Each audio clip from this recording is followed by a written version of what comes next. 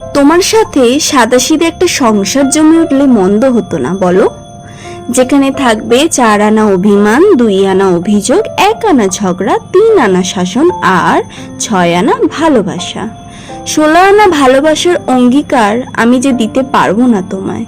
শুধু যে ভালোবেসে গিয়ে মনের রাগ ঝগড়ার বাতিক ভুলে যাব, আমি অমন ওই মেয়েটাই। চায়ের কাপ পাশাপাশি রাখলে তো টুংটাং শব্দ হয় বলো?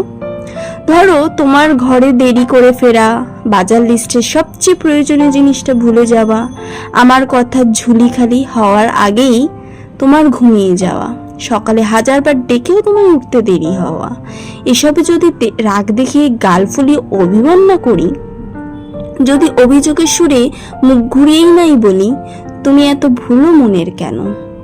তবে সংসারটা যে নুন ছাড়া পান্তার মতো হয়ে যাবে।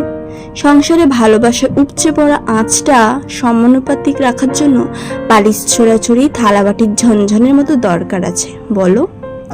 আবার ধরো আমার এই অগোছালো জীবন, যাবতীয় বদাভ্যাস, বোকাশোকা মনটা যদি তোমার হাতে তুলে দিই, তবে তুমি কি পারবে না শাসনে তা ঠিক করে দিতে?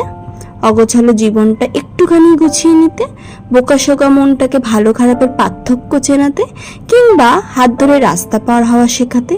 জানো তো, আমি শাসনের মাঝে বেড়ে ওঠা মানুষ, তাই খোঁচা ছাড়া চলে না আমার। সুতরাং আমায় চালিয়ে নেওয়ার দায়িত্বটা তোমাকেই নিতে হবে।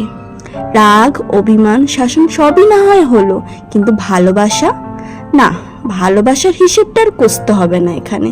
এই যে আমি রাগ দেখালাম, অভিমানে গাল ফুলালাম, অভিযোগ মুখ ঘোরালাম, আর তুমিও সুযোগে খানিকটা শাসন করে দিলে, তারপর সামনে নিতে বুকে পেতে নিলে, এই সব তো ভালোবাসা মিলে বোকা। পাওয়ায় যায় শান্তি, হয় 16 আনা প্রেম পুরোপুরি।